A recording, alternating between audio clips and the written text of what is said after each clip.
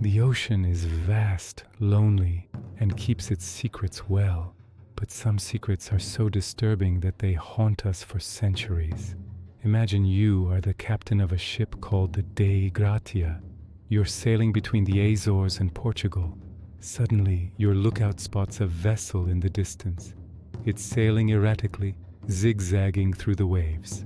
You get closer and read the name on the hull, Mary Celeste. You know this ship.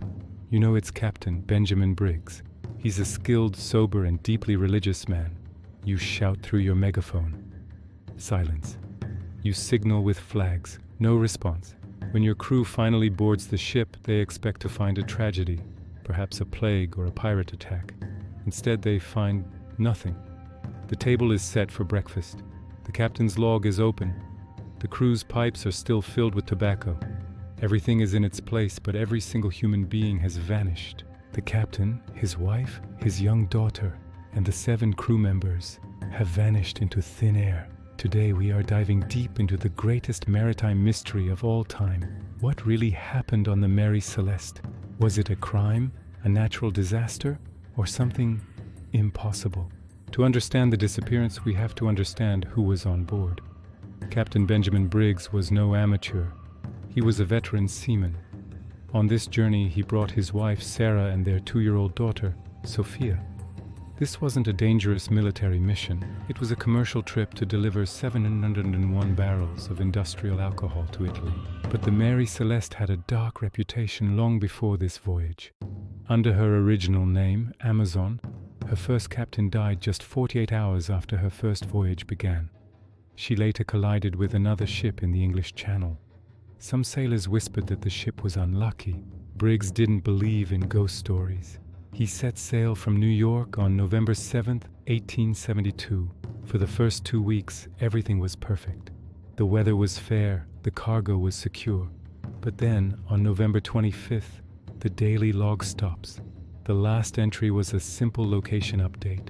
No mention of storms, no mention of fear, just a calm day at sea. And then 10 days of total silence, until the Dei Gratia found them.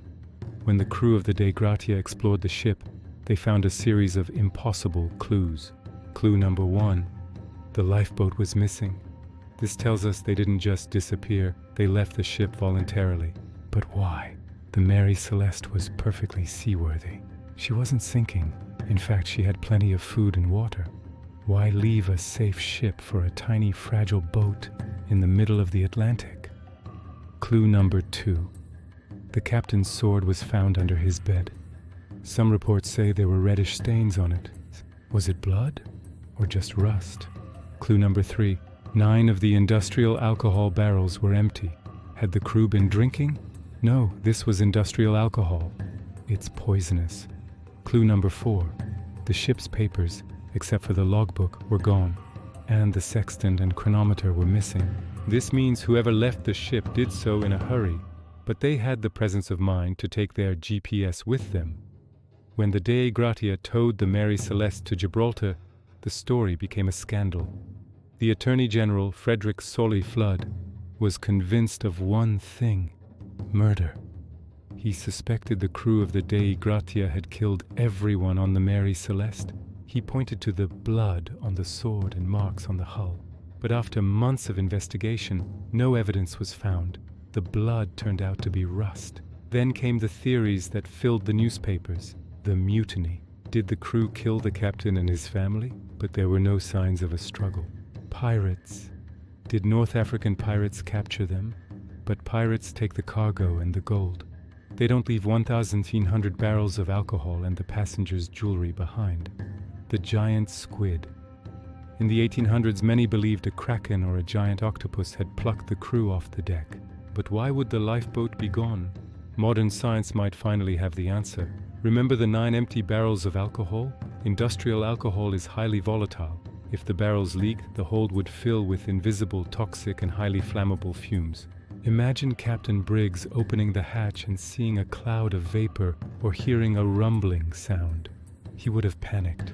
To save his wife and daughter, he might have ordered everyone into the lifeboat, tying it to the Mary Celeste with a rope to wait for the fumes to clear. But then The wind changed. The rope snapped. The Mary Celeste, with her sails still set, pulled away. The 10 people in the small, overloaded lifeboat would have watched helplessly as their only hope sailed away, leaving them to be swallowed by the Atlantic. The Mary Celeste was found, but its people were never seen again. No bodies were ever recovered. No wreckage of a lifeboat was ever found. Benjamin, Sarah, and little Sophia simply became part of the ocean's history. This story reminds us that even with all our technology, the sea remains a place where humans are small and mysteries are eternal. What do you think happened? Was it the fear of an explosion, or did they encounter something we still can't explain? If you enjoyed this deep dive into history's greatest mysteries, make sure to hit the subscribe button and turn on notifications. Our next investigation might be even more chilling.